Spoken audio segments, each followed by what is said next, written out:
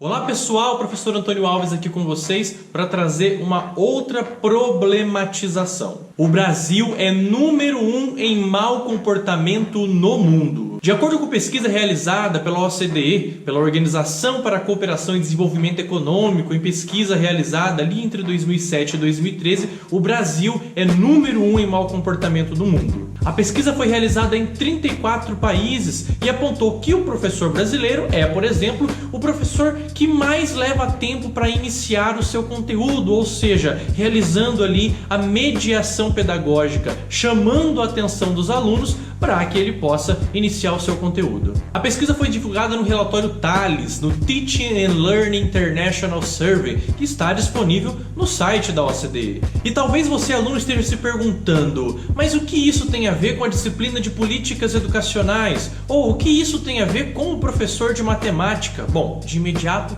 tudo. Ou vocês acreditam que o mau comportamento ele ocorre, por exemplo, só na aula de sociologia, ou de artes, ou de educação física, de história, de letras, e nunca na aula de matemática?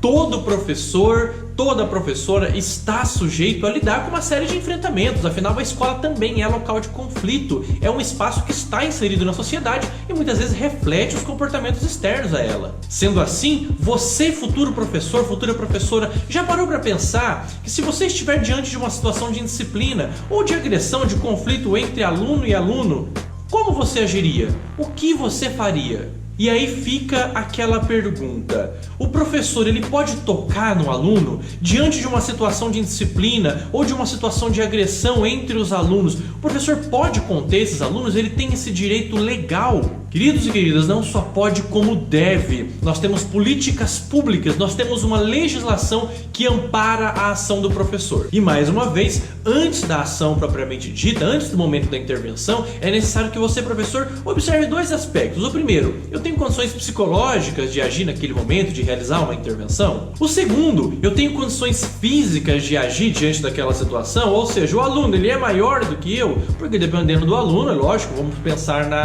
na etapa do ensino médio, eu realmente tenho que pensar se é possível fazer aquela intervenção sozinho. Caso contrário, é importante não deixar que ela ocorra e que eu chame outra pessoa. Ah, mas eu jamais faria uma intervenção, eu não toco em aluno nenhum, porque se eu tocar no aluno, se eu segurar o aluno e deixar uma marca, o pai vai vir me processar depois.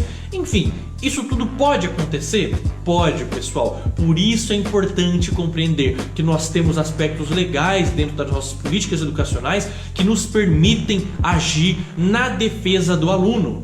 O próprio Estatuto da Criança e do Adolescente, que não é apenas uma ferramenta para proteger e passar a mão na cabeça do aluno, é uma importante ferramenta da qual eu, professor, preciso dominar para agir diante desse tipo de situação.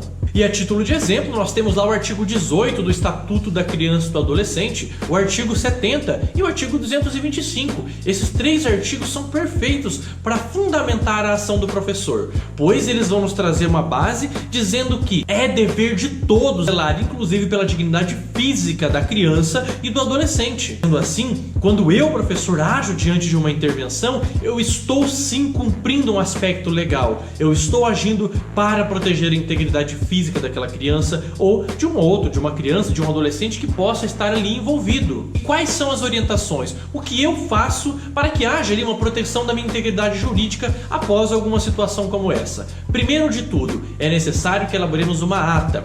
O professor interviu diante de uma situação, separou o aluno de uma briga?